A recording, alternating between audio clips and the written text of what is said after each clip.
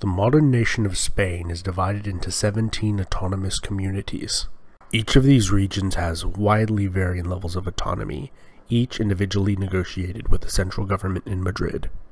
In the northeastern region of Catalonia, a growing independence movement has been gaining momentum over the past several decades. The current consternation between the Catalans and the Castellanos finds its roots in medieval times. The year is 1469. The Iberian Peninsula is split into 5 kingdoms: the Kingdom of Portugal, the Kingdom of Navarre, the Islamic Emirate of Granada. In the Catalan Kingdom of Aragon, the people were protected by a constitution and elected a parliament called the Cortes. The largest of the Iberian kingdoms was Castilla y León, which literally translates to the castle and the lion. This was ruled over by Isabella, an 18-year-old. Isabella, with her large kingdom, was the most desirable bride in Europe. In 1469, she had narrowed it down to 2 suitors, Alfonso of Portugal and Fernando of Aragon. She would ultimately decide on Fernando, and together they would conquer the last Islamic enclave on the Iberian Peninsula of Granada and conquer the Kingdom of Navarre. They would go on to conquer lands in North Africa, Italy, and the New World. Isabella would die first, and Fernando would go on to effectively rule all of Spain. Fernando would be succeeded by Carlos, his grandson, and Spain would be a unified country for the first time. Under his great-grandson Felipe, the entire Iberian Peninsula would be unified. This would last for 60 years. In the War of Spanish Succession, that lasted from 1702 to 1714, 2 rival claimants for the Spanish throne duked it out, with nearly every country in Europe taking one side or the other.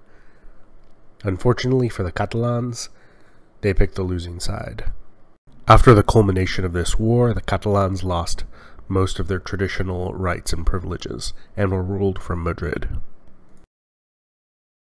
Following the end of Francisco Franco's regime in 1975, Catalonia has gradually gained more autonomy and independence.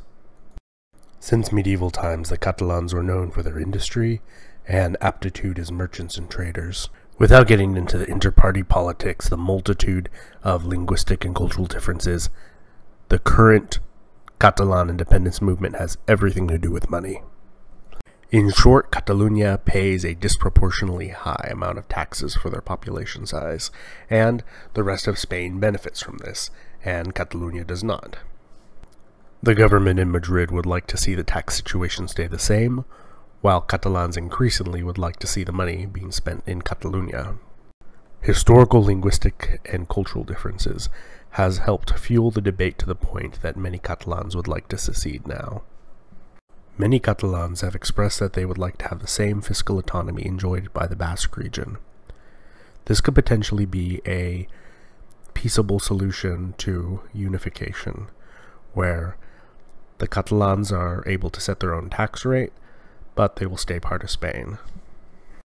Catalonia has been traditionally the most liberal area of Spain, and an interesting byproduct to secession may be that the conservatives within Spain will completely dominate Spanish politics without Catalonia. Secession may also trigger the Andalusians and Basques into also seeking their independence.